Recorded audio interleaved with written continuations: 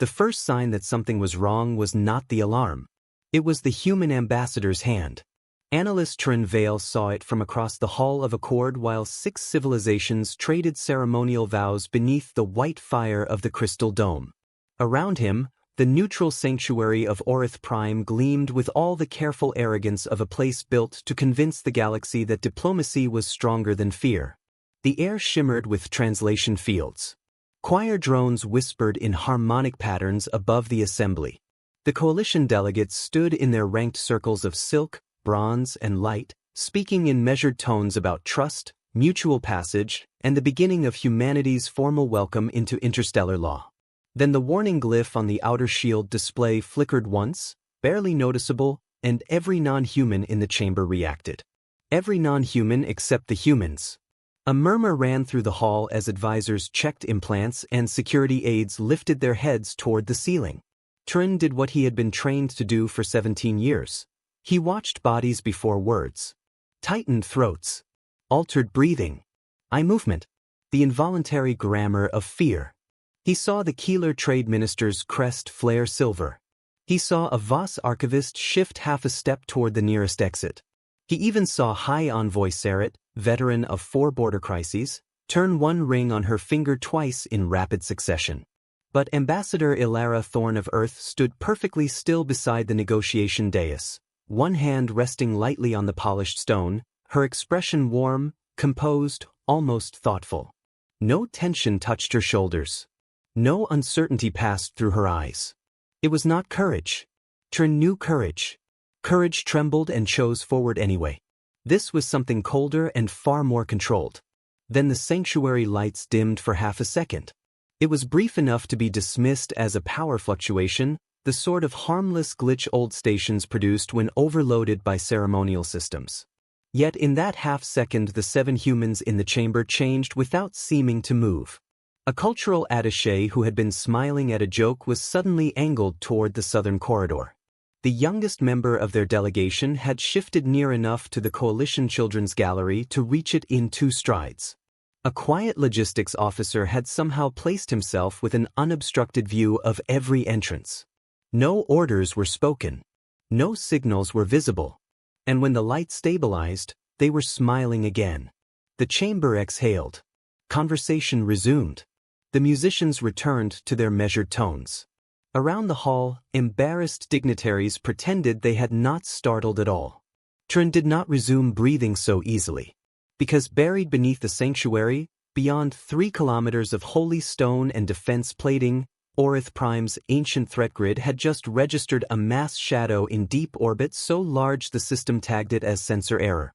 And across the dais, Ambassador Thorn finally lifted her hand from the stone and tapped 2 fingers once, as though acknowledging a schedule that had just begun.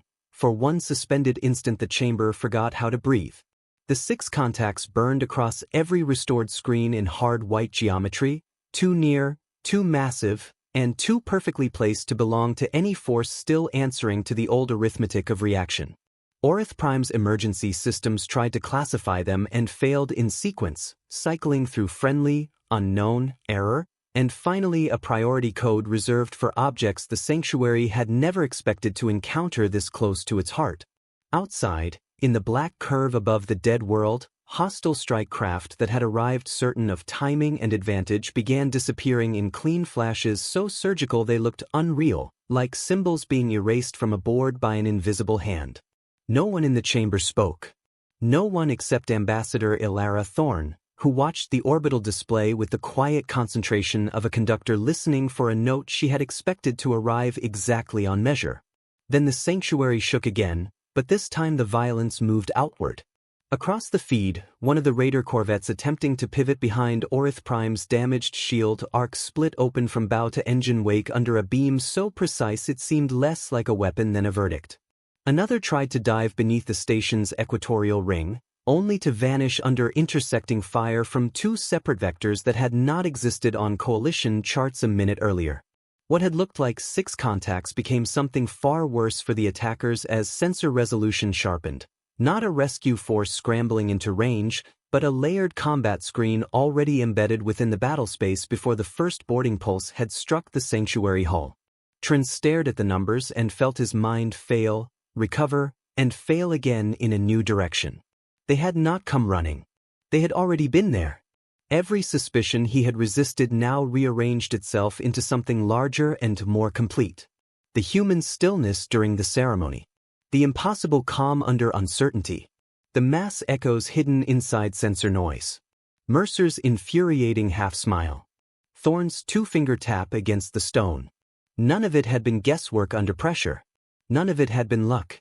Humanity had entered the summit with peace in one hand and contingency in the other, not because they wanted this outcome, but because somewhere deep in the species-level memory that had built them, hoping for peace had never excused failing to prepare for betrayal.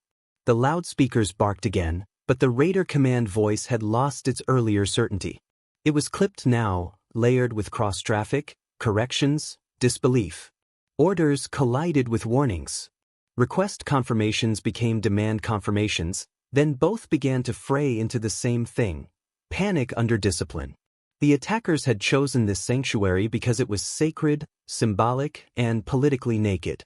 They had expected negotiation to be soft tissue. Instead, they had driven a blade into a position already covered by guns they had never known existed. The blast screen in the chamber withdrew with a hiss. Smoke bled upward into reclamation vents.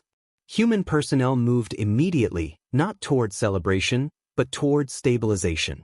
The communications specialist was already restoring local command paths.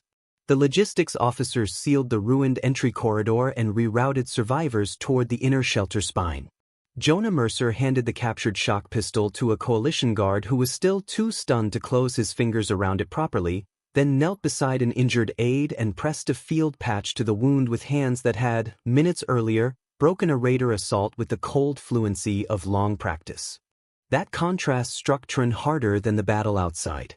It would have been easier, in some narrow emotional sense, if the humans had become monstrous when the truth emerged. If the warmth had dropped away and revealed only steel underneath, the galaxy could have categorized them cleanly. Fear liked clean categories. But Mercer was still Mercer. Attentive. Thorn was still Thorn. Composed, gracious, almost unbearably measured. Their kindness had not been a disguise that fell when threatened. It had survived contact with violence unchanged. That was what made it awe-inspiring. And, to old powers addicted to reading gentleness as weakness, that was what made it terrifying.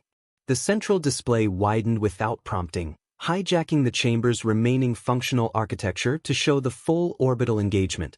Trin saw them then, truly saw them, as the station systems finally stopped lying to themselves and rendered what human engineering had hidden in silence.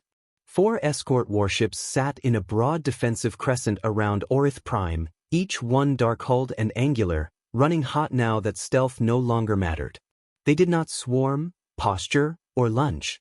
They held exact geometry, turning space into denial zones and every hostile vector into a corridor of death. Above them, farther out yet somehow dominating the entire display, a 5th vessel unfolded from blackness so enormous the sanctuary's depth scaling had to recalibrate twice before it would fit it on screen. The Raider flagship transmitted something on an open frequency. Trin did not hear the original language, only the translation after the system found equivalent terms. Identify strategic command vessel. No answer came. A moment later, the immense human ship altered position by a fraction of a degree, and the movement alone changed the entire battle. Not because it was fast, but because it was deliberate. The vessel slid between Orith Prime and the densest cluster of hostile ships with the serene certainty of a mountain stepping in front of a storm. Its hull carried almost no ornament, no grand insignia, no performative menace.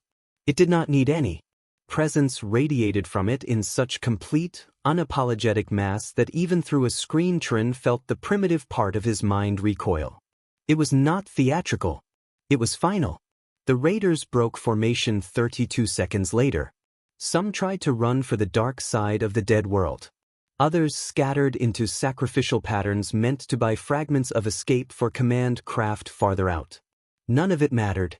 Humanity did not chase wildly. They did not indulge the chaos. The escort screen tightened, herding targets away from the sanctuary, cutting lines of retreat, isolating engines, weapon spines, and command nodes with patient, devastating accuracy. It was war fought by people who hated waste more than they hated their enemy. Every strike seemed designed first to end the threat, second to minimize unnecessary ruin, and only after that to make a point. Yet the point was made all the same, and with brutal clarity. If you came for what humanity had chosen to protect, you were already too late. One corvette managed to align on the sanctuary's lower hemisphere for a final desperate shot. The giant vessel fired once. The beam crossed space so fast that distance became a meaningless human concern rather than a tactical one. The corvette vanished. Not exploded, not shattered, vanished into incandescent fragments before the chamber's frightened eyes could process the transition from object to debris. Silence hit the room like impact. Even the older counselors, veterans of wars they wore like hidden fractures, stared at the screen with faces stripped clean of politics. The battle ended not with triumph, but with absence. One by one the hostile signatures disappeared from the display, until only drifting wreckage, shield-scored vacuum, and the 5 human warships remained around Orith Prime like a second architecture built in darkness. No cheer rose in the chamber. No human made any gesture remotely resembling victory. Outside, the largest vessel held its position between the sanctuary and the vector of attack. Inside, Mercer finished securing the injured aide's bandage and stood.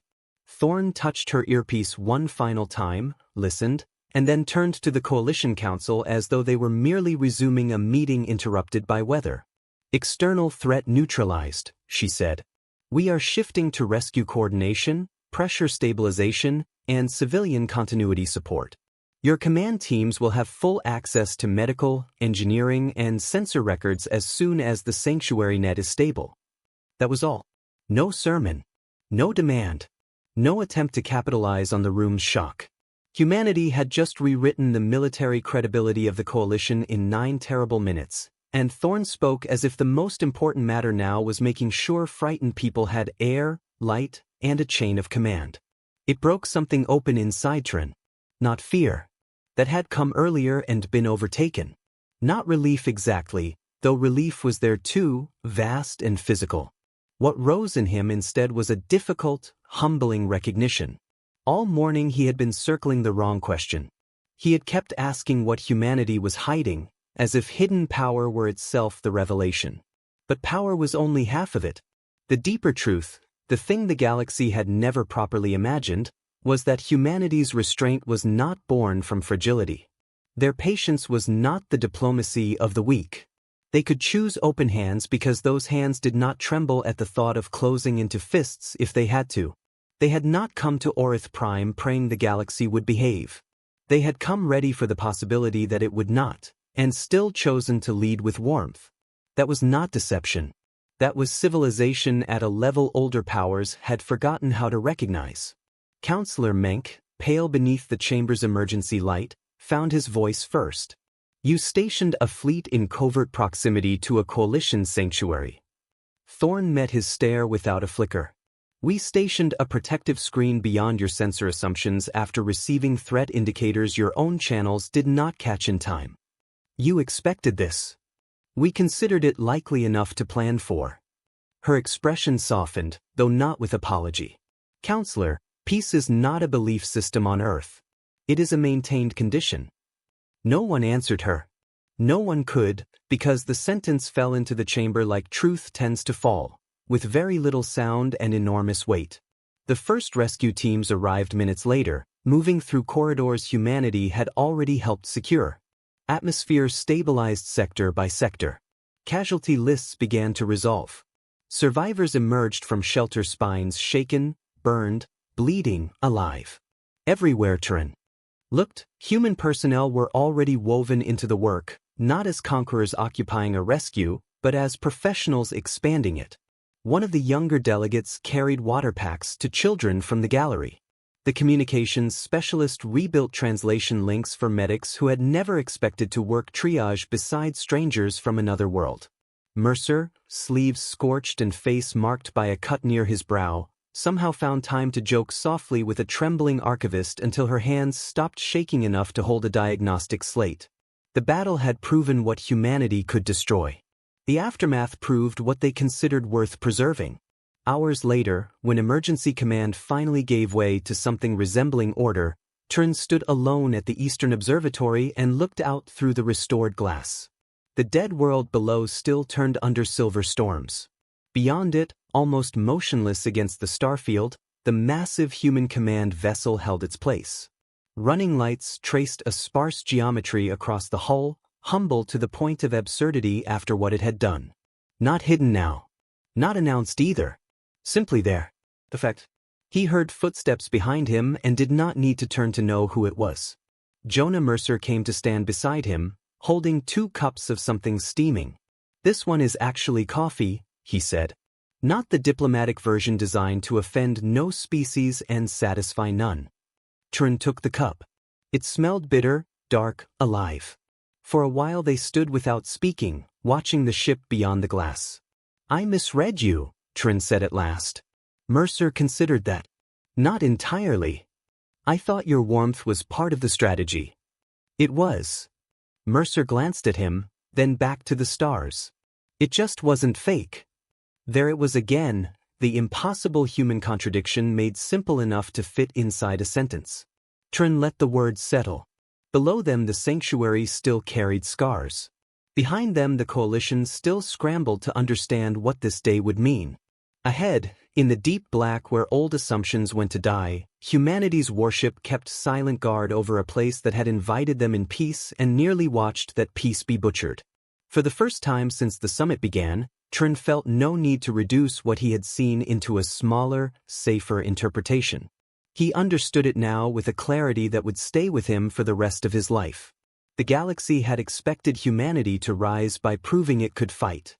That had always been too small a frame. The real revelation was that humanity had become something greater and far more dangerous to every arrogant power in existence. A civilization strong enough to be kind on purpose, patient on purpose, restrained on purpose, and impossible to prey upon by mistake. Outside, the great vessel remained between Orith Prime and the dark. Not looming. Not threatening. Protecting. And for reasons Trinh suspected the coalition would spend decades trying to name, that was more powerful than fear.